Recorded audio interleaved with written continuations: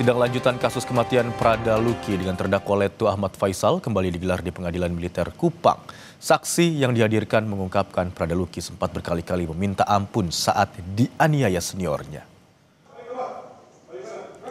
Anggota Provos Pratu Petrus Kanisius Wae dihadirkan sebagai saksi untuk menjelaskan peristiwa penganiayaan terhadap Prada Luki.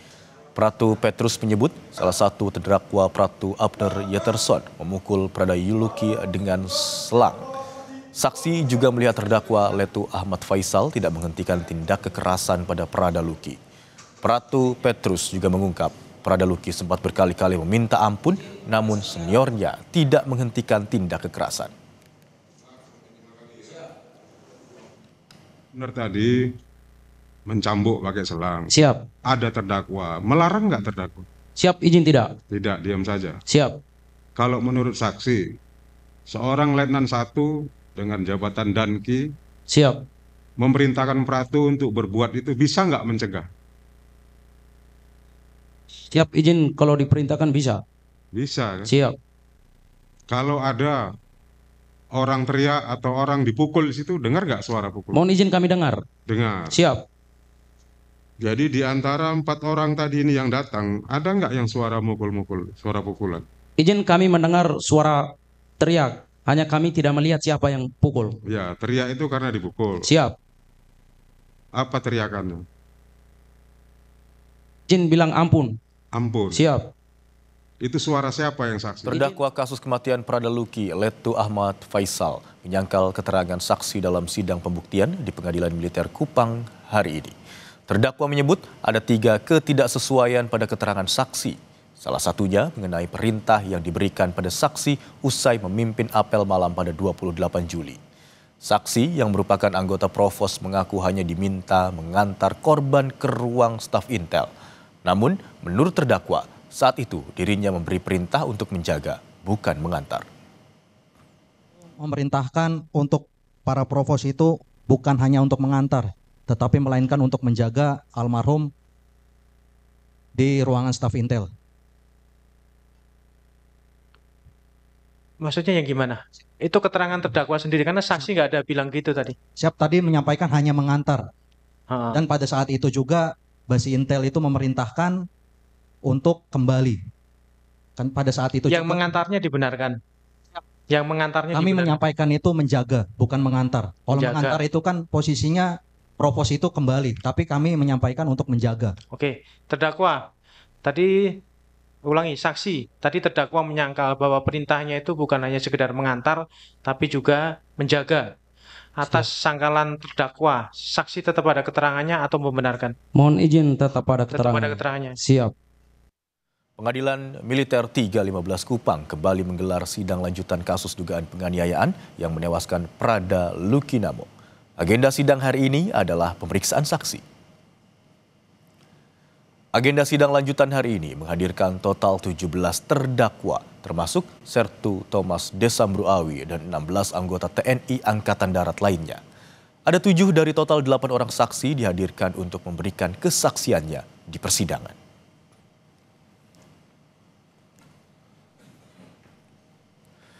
Untuk informasi terkini kita segera tanyakan langsung kepada jurnalis Kompas TV. Ada Citos Natun dari Kupang, Nusa Tenggara Timur.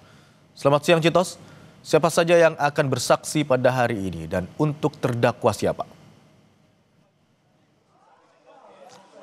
Selamat siang Imron dan juga saudara, memang benar hari ini Pengadilan Militer Kupang, Nusa Tenggara Timur mengagendakan persidangan dengan memeriksa sejumlah saksi di mana saksi yang dihadirkan hari ini berjumlah yang direncanakan berjumlah 8 orang. Karena sebelumnya para saksi ini berhalangan hadir untuk memberikan keterangan pada sidang pada pekan lalu. Dan pada hari ini memang ada 17 terdakwa yang dihadirkan di persidangan, yakni Sertu Thomas Awi dan kawan-kawan, di mana mereka ini yang terlibat dalam penganiayaan Prada Luki pada bulan Juli 2025 lalu. Dan tadi yang menarik juga untuk disaksikan dalam persidangan di ruang sidang utama Pengadilan Militer maksud kami, dua dokter yang merawat Pradaluki jelang kematian Pradaluki di Rumah Sakit Aeramo Kabupaten Nagekeo, Nusa Tenggara Timur.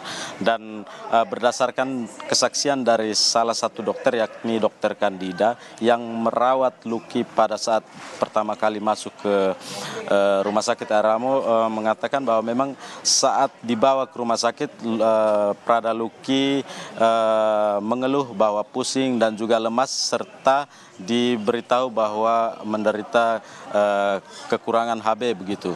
Dan saat diperiksa, dokter mendapati memang bahwa Pradaluki menderita kekurangan HB, di mana HB-nya hanya 7,2, dan pada saat pemeriksaan lebih lanjut ditemukan adanya trauma benda tumpul di dada dan juga di perut dari Pradaluki. Kemudian tindakan medis selanjutnya yang dilakukan adalah melakukan ronsen terhadap Pradaluki dan juga pemeriksaan darah begitu, dan ditemukan memang bahwa ada lebam pada perut dan juga dada Pradaluki, sehingga memang dia harus diopname dan diberi infus.